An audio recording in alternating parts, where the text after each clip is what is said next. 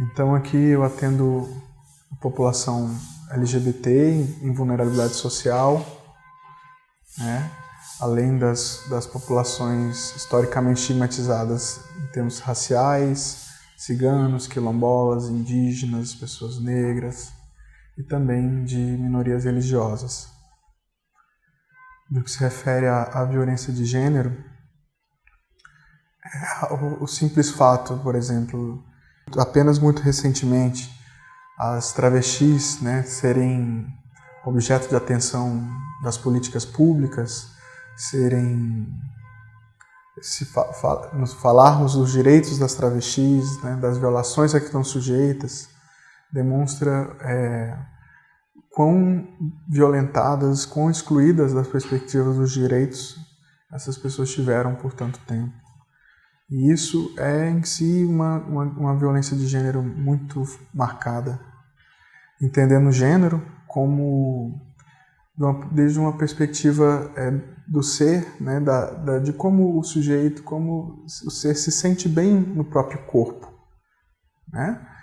Essa é uma visão mais abrangente, né, do gênero, que vai além, por exemplo, da sexualidade, para incluir também a identidade, né, o pertencimento a grupos, a construção do próprio se fazer gente no corpo, algo que não é estático, né, mas dinâmico. E assim sendo, né, no nosso serviço nós vemos diferentes tipos de violência de gênero, desde o adolescente ou da adolescente que na sua construção identitária de gênero passa a ter algumas práticas sexuais homoafetivas, né, e que isso em sua família vem à tona e isso passa a ser muito mal recebido, né, em que esse adolescente, como também não é incomum, é expulso de casa, sofre agressões, né? Então é uma violência da construção do gênero, quando é preciso muita liberdade, né? É preciso uma visão de acolhimento para as diversidades das manifestações humanas, do desenvolvimento humano. Assim, também há casos de travestis, né, que se veem restritas no tempo e no espaço a circularem apenas por determinados horários, em determinados locais da cidade, desempenhando determinada função, determinado trabalho, né?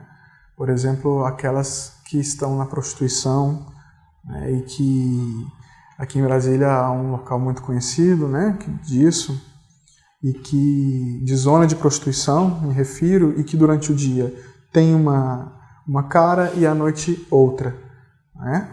Isso demonstra, então, uma violência de tal modo marcada, de tal modo profunda na sociedade, né, que essas pessoas são limitadas no tempo e no espaço. Uma violência de gênero muito latente, né, muito oculta, e ao mesmo tempo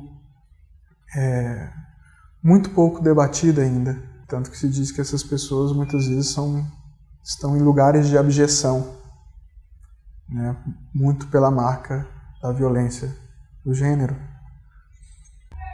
Esse padrão que eu me referi antes, né, de se tornar gente, esse padrão de subjetivação, né, que a sociedade costuma oferecer, é um padrão muito em torno de determinada norma, né? Uma norma que distingue papéis do macho e da fêmea, né?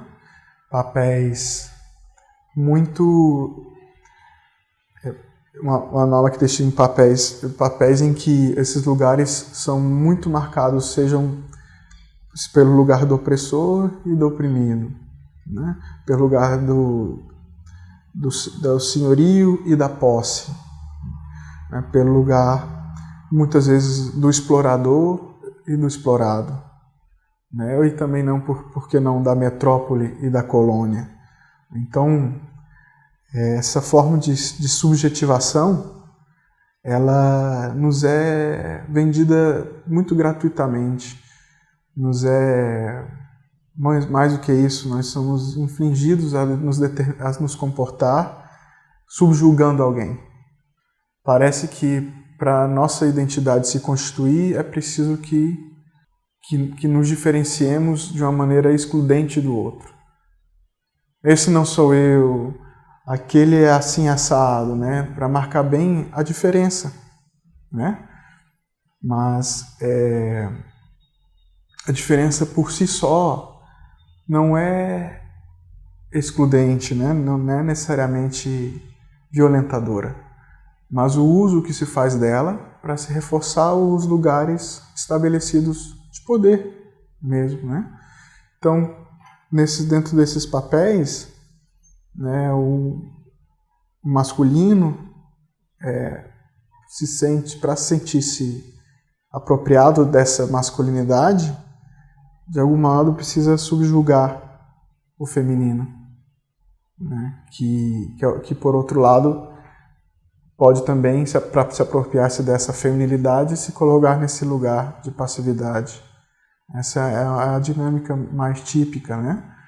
Mas a gente vê isso mesmo se tratando de diversidade sexual, de casais homoafetivos, esse jogo de papéis, né? Que ainda que essas pessoas, de maneira muito singular, muito autônoma, muito corajosa, né, exijam viver a sua vida plenamente, né, da maneira que se sentem mais felizes, mas ainda assim elas como que negociam dentro desses papéis socialmente estabelecidos. Então eu vejo que de fato a necessidade por desempenhar, a necessidade por se comportar dentro do que é esperado socialmente tem muita implicação nos casos de violência, né? Ou seja, de se fazer do outro objeto, de se fazer do outro propriedade para se constituir, para se sentir pertencendo a um determinado grupo, a um determinado papel social. O que eu vejo também no nosso trabalho, de uma maneira muito positiva, é que parece haver em todos nós uma profunda insegurança, né, no que se respeita à identidade, à abertura que é ser, a abertura que é se constituir, né? De modo que a gente fica pegando emprestado esses papéis e simplesmente reproduzindo e não nos permitindo uma vivência genuína de consciência, de liberdade. E que eu vejo nas pessoas que eu atendo, essas mesmas que eu me referi antes, né? Apesar de toda a vulnerabilidade e violência, muita coragem justamente nisso. Coragem de quê? Coragem de ser, né? E coragem de enfrentar a abertura que é ser e mais desprendimento para deixar de ser o que se esperava, para deixar de ser o que se foi, para se tornar um outro, uma outra, inclusive em termos de gênero propriamente, em termos de gênero masculino e feminino, né? De estar de fato nessa vivência mais transitória, que eu acho que é a natureza mais verdadeira da vida, né?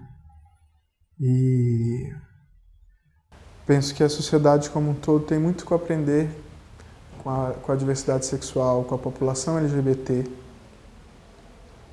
que diz respeito a essa genuína coragem de ser, essa genuína coragem de estar disposto a se abrir, né, para o que virá, essa genuína coragem de estar desprendido, né, do que passou e ter essa visão de identidade mais leve e mais comprometidas com a vivência plena da singularidade de cada uma, de cada um.